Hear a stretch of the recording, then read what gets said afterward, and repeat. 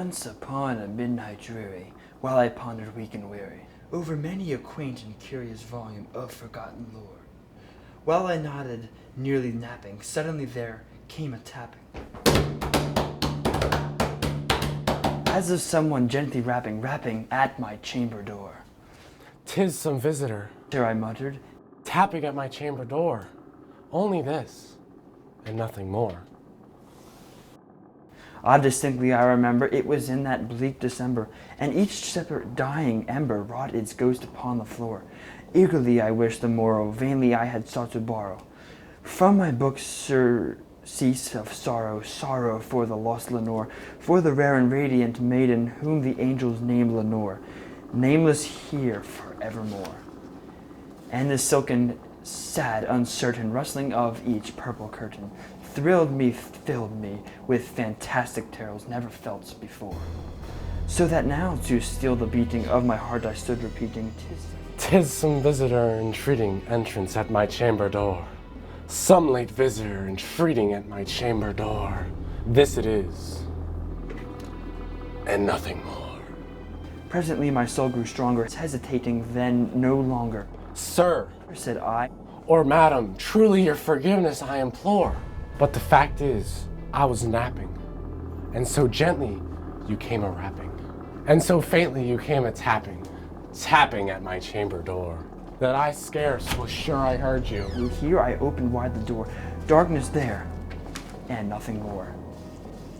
Deep into that darkness peering, long I stood there, wandering, fearing, doubting, dreaming, dreams no mortal ever dared no dream before. But the silence was unbroken, and the stillness gave no token, and the only word there spoken was the whispered word, "Lenore." This I whispered, and an echo murmured back, "Lenore." Merely this and nothing more. Back into the chamber turning, all my soul within me burning. Soon again I heard a tapping, something louder than before.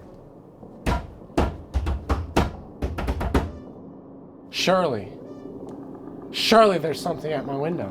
Let me see then what thereat is, and the mystery explore.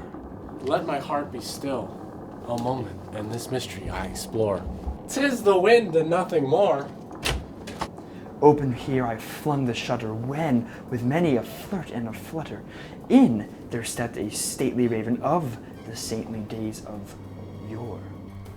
Not the least obeisance made he, not a minute stopped or stayed he, but with sign of lord or lady perched above my chamber door, perched and sat, and nothing more. Then this ebony bird beguiling my sad fancy into smiling, but the grave and stern decorum of the countenance it wore. "Tell me what thy lordly name is on the night's Plutonian shore." Quoth the raven, "Nevermore!" Startled out the stillness broken by reply so aptly spoken, but the raven still beguiling all my fancy into smiling. Straight I wheeled a cushioned seat in front of bird and bust and door. Then upon the velvet sinking, I betook myself to linking fancy unto fancy, thinking what the ominous bird of yore, what this grim, ungainly, ghastly, gaunt, and ominous bird of yore meant in croaking, "Nevermore." Leave me loneliness unbroken, quit the bust above my door, take the break from out my heart, and take thy form from out my door. Quoth the raven, "Nevermore." And the raven never flitting, still it's sitting, still is sitting. And his eyes have all that seeming of a demon's that is dreaming, and the lamp's light o'er his streaming throws his shadow on the floor. And my soul from out that shadow that lies floating on the door shall be lifted nevermore.